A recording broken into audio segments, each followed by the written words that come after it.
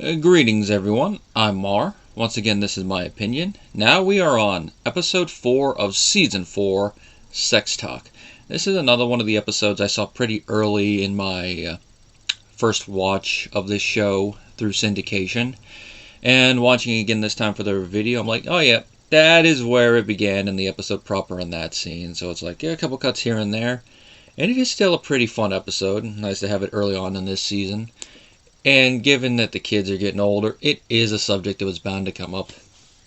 And I know it's going to come up again later on in a different context.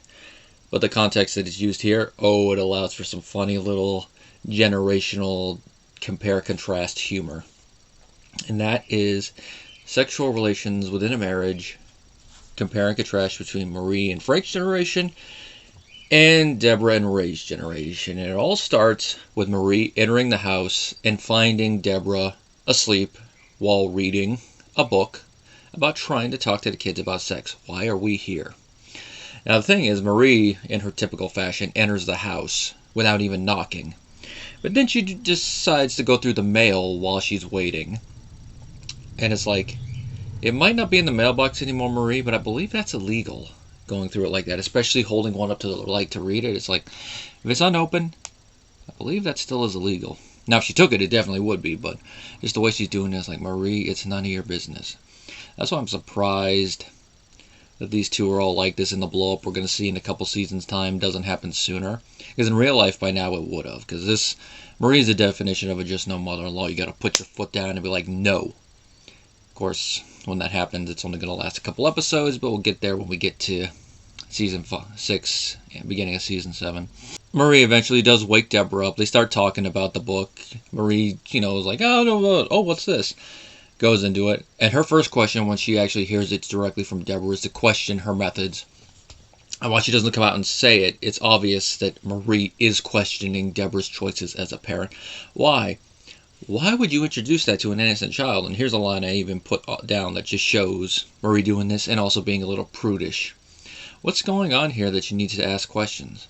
In response to Debra mentioning that Allie is asking questions. It's like, Marie's in denial at that point. Her sons probably did ask questions, but she probably ignored them, put that out of her mind, or she doesn't care because it's boys asking questions. That whole phrase, boys will be boys, which is probably the stupidest scapegoat phrase that a parent can use. But going here, Marie's probably looking at it from a different point of view because it's a girl asking questions and not a boy. So it's probably that whole thing of, if a boy has sex outside of marriage or before marriage, it's fine. But a girl, or in this case, it's they're asking questions. Oh, it's fine. He's just curious. A girl asks questions. Like I say, Marie's being a little prude. And of course, that also ties into her answer when Debra is slowly asking, she might ask you questions. She might ask about you and Frank. And she's like, no, it doesn't ask. It's like once a year. Like, really? So that's why in the roundabout way it goes from trying to talk to the kids about sex to centering on their own sexual life. And Marie openly tells Debra that she and Frank have only had sex once a year for 20 years. Which when you look at that, you're like, okay. I mean, even though Marie says, there's more important things in a marriage than that, it's like, yeah, but even at their age, it's like, I don't think it'd be once a year for 20 years. That just doesn't seem right. Especially once both Robert and Ray were out of the house, and even before that, when they'd be alone for certain periods of time. It's like, it just doesn't add up. But it's one of those things that for the sake of the plot, you're like, okay, let's see where this goes. Debra buys it. And she goes and even confronts Ray with it when she tells him his sex drive's diminishing. And part of her evidence makes sense. I mean, she says she had to fend him off every night before now it's down to less than once a week. However, Ray's counter does make sense, especially with what we've seen from Debra so far on the show, and that is maybe he's trying less due to all the rejection. Yeah, you get rejected often enough, you're not going to try as much. And they even try to manage it, with meetings and all that. Like, how about tonight? Nah, no, we do the next day. So it makes sense that Ray's sex drive is diminishing. I'd say it's more him trying to schedule the mood rather than his actual drive diminishing. We've seen in a lot of previous episodes and in some episodes in the future that it is still there, just used for humorous stuff. Here, it's funny because he's always talking about the mood and the scene opens, and this is a part that's usually cut out in syndication for timing purposes until Debra's line, "We're turning into your parents," where she's obviously trying to get Ray in the mood, and he's just sitting there watching the TV. It's like, Ray, you think he'd be like, can I help you? And of course, it's going to come up again later when I talk about the 2 deleted scenes, so hold that in mind. And it just goes from there. Now, there's one line that Debra says that it's just an in-passing line meant for humor, but it's one of those ones I'm like, whoa.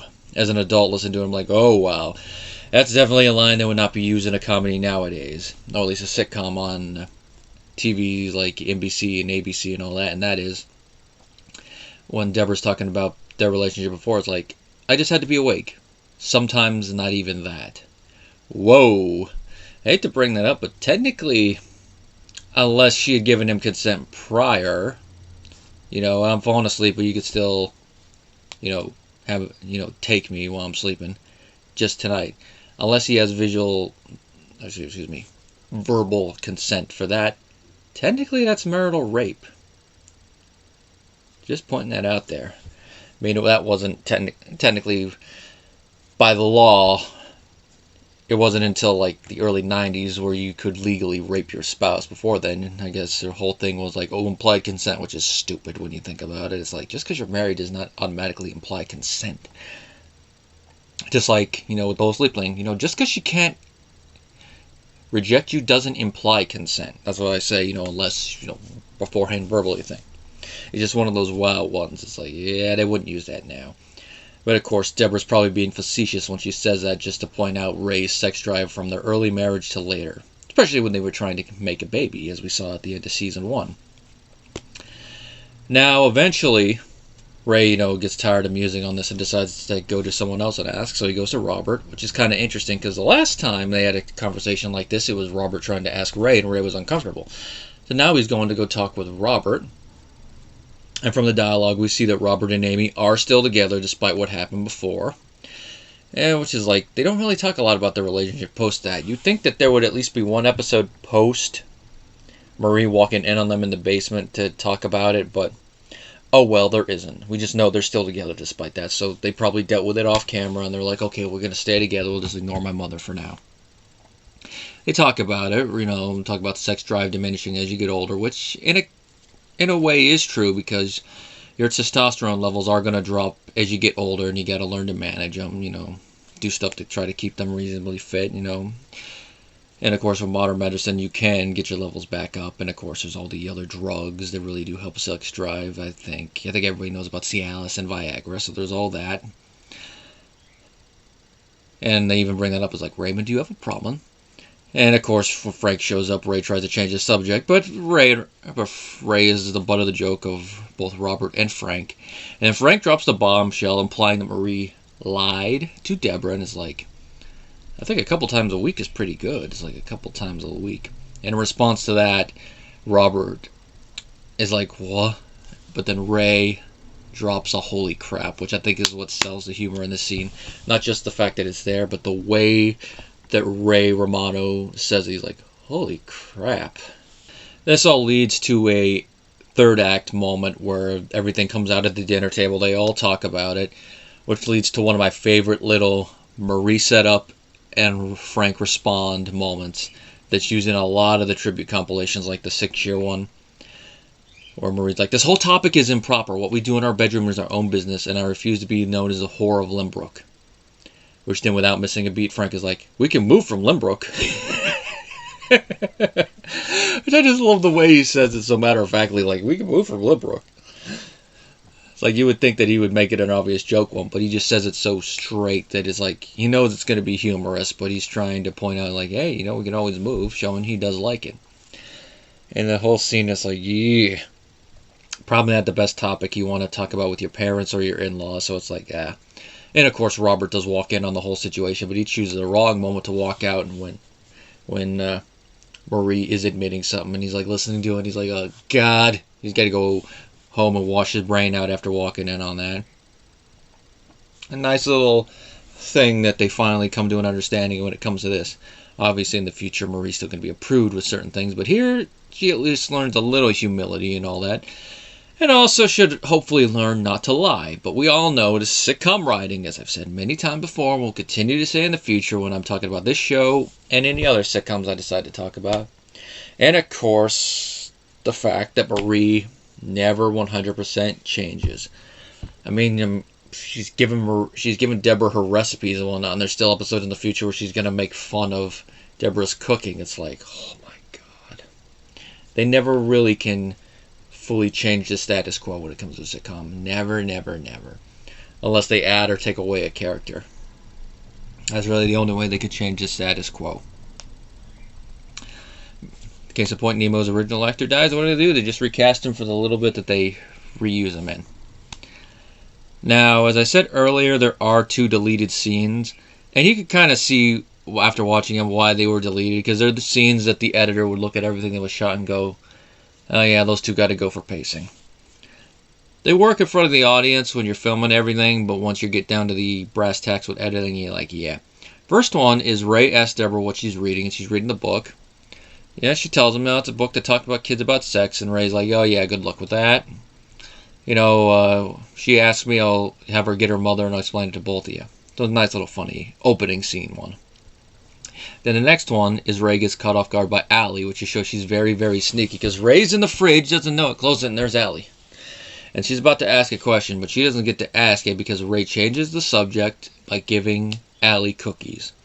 Which is tied back into the scene that we see later when we're watching it from from first scene to last scene, counting both the final episode and deleted scenes, where that is what Marie says she would do. She would change the subject and give Allie a cookie. So nice little bit of continuity there. It's more than just a one gag thing. But instead of a cookie, he gives it a whole bag of cookies.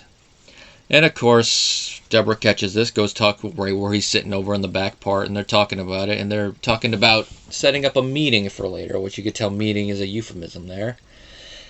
Which, of course, later on, when Debra's trying to do that thing, it's tying into that, and it makes that part a little bit funnier, because it's like, really? You talked with Debra about this earlier, and now you're going to ignore her? Raymond. Shame, shame, shame. But, it's still funny, but you could see why it's deleted, and it's nice to have it on the disc as an option to watch, just supplement the episode. The teleplay was written by Todd Himmel and Lisa K. Nelson, and they do a good job. I have a feeling it's one of those ones where one wrote the initial draft and the other wrote the second one.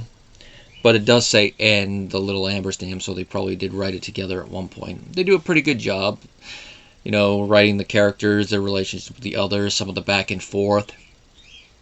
Not really a whole lot of issues continuity-wise from both what we've seen thus far and what we're going to hear about in the future in this episode, so nothing there to talk about.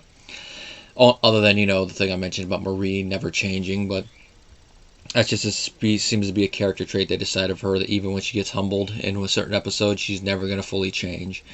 Which, obviously, I'm not Italian, so I don't know how accurate this is for Italian mothers, but it seems like from what little I hear, it probably is something that happens like that.